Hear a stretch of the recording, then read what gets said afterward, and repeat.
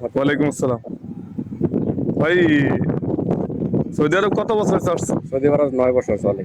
কোন কোন প্রজেক্টে কাজ করছো? সৌদি আরব প্রথম আসছি সৌদি আরব আলকরাই, তারপরে হচ্ছে সাবিকে, তারপরে হচ্ছে পেট্রোকেমিয়াতে, তারপরে ইয়াম্বু সেপোথিরিতে, এখন মারজান হুন্ডাই। এই স্ক্যাফোল্ডিং এর কাজে করছো? এই জি স্কাউটিং এর কাজ করছি। আচ্ছা, এনে কিছু যেহেতু আমাদের সাইডে আসছেন, ওকে মানে সিম্পল কিছু প্রশ্ন আর কি। এই যে কিছু কপলার রাখছি এখানে, কপলার বা ক্লাম্প যেটাই বলেন, তো এগুলো একটু নাম বলেন আমার, বা জি কোনটার কি কাজ, জি জি। ডিটেলস বলুন একটু। প্রথমে এটা হচ্ছে সোল্ড বোর্ড। আমরা যখন স্কাফোল্ডিং এর কাজ করব তখন মাটির ভিতরে এটা রাখবো।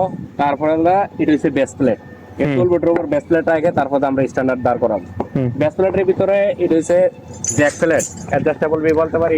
এগুলো বি আমরা এই যে অ্যাডজাস্টেবল যেটা আছে, এটা যারা উঁচু নিচে জায়গার ভিতরে আছে হুম। সেখানে এটা আমরা ব্যবহার করব। উঁচু নিচে সবকিছু করা যাবে।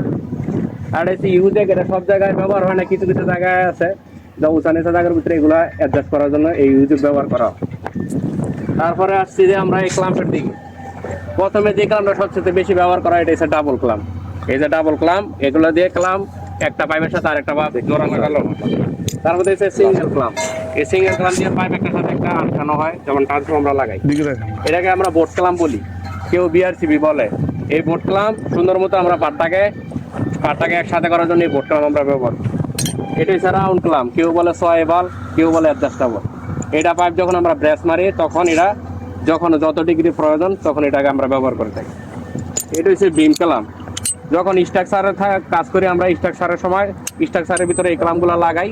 দুইটা ক্লাম্প একসাথে ব্যবহার করা হয়, দুই ক্লাম্প লাগাই তারপরে পাইপ লাগায়, তারপরে এর থেকে আমরা হ্যাঙ্গার তুলে যখন যা প্রয়োজন হয় তখন আমরা এটা করতে পারি। আর এটা হচ্ছে জয়েন্ট বক্স, কেউ বলে স্লিপ কপলার।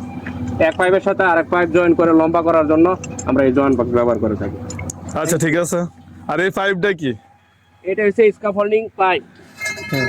এটা স্কাফোল্ডিং পাইপ, যখন এটা খাড়া রাখি, লম্বি রাখি তখন এটাকে স্ট্যান্ডার্ড বলে। যখন এটা এভাবে রাখি তখন এটা ট্রান্সফ বলে, রানার বলে। যখন যেভাবে রাখা হয় তখন সেইটা আলাদা আলাদা নাম আছে, সেটা আমরা আরেকটা ভিডিওতে দেখাবো। আর এই যে আমরা সোল বোর্ডের উপর বেসপ্লেট রাখছি, এটার কাজ হলো এই যে এভাবে, এই যে স্ট্যান্ডার্ড দ্বারা করাইলে এভাবে সব ধরনের কাজ করতে হইব। স্ট্যান্ডার্ড দ্বারা করবে এই বেসপ্লেটের উপরে।